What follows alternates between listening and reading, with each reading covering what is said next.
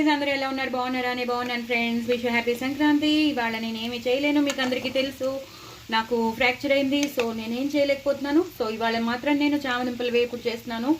Super ఉంటుంది చామదుంపల వేపుడు. ఇగో చూసారు కదా ఎంత క్రిస్పీగా వస్తాయో. ఇలా మనం చేసుకోవాలి.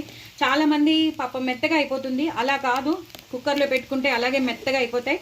అలా కాకుండా సపరేట్గా మనం చేసుకున్నాం అనుకోండి, హ్యాపీగా ఇలా ఒక్కొక్కటి విడిలాడుతూ వస్తాయి. చక్కగా పోపు వేసుకున్నాను. ఈ మాట నేను మినపప్పు, శనగపప్పు మనకు వస్తూ ఉంటాయి, పచ్చిమిరపకాయలు వస్తూ ఉంటాయి, కరివేపాకు వేసుకున్నాను, ఉప్పు, కారం, జీలకర్ర, ధనియాల పొడి వేసుకున్నాను కాబట్టి చాలా చాలా టేస్టీగా ఉంటుంది. ఇది మెయిన్ కోర్స్గా పనికొస్తుంది, సైడ్ డిష్గా కూడా పనికొస్తుంది. మనం రసం, సాంబార్, పప్పు ఇలాంటివన్నీ చేసుకుంటాం కదా, అలా నంచుకొని తినడానికి కూడా పనికొస్తుంది. పిల్లలు అయితే చాలా ఇష్టపడతారు చామదుంపల వేపుడు అంటే. నాకు కూడా చాలా ఇష్టం, ఎంతో టేస్టీగా ఉంటుంది. వేడివేడి అన్నంలో తింటే మాత్రం సూపర్ ఉంటుంది. మరి ఇంకెందుకు ఆలస్యం, తప్పకుండా చేసుకోండి, ఎంజాయ్ చేయండి. నా ఛానల్ మాత్రం సబ్స్క్రైబ్ చేసుకోవడం అస్సలు మర్చిపోవద్దు.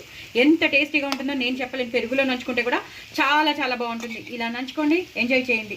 నా ఛానల్ మాత్రం సబ్స్క్రైబ్ చేసుకోవడం అస్సలు మర్చిపోవద్దు. చూసారు కదా ఎంత బాగున్నాయో ఒక్కొక్క చామదుంప. బాయ్ అండి.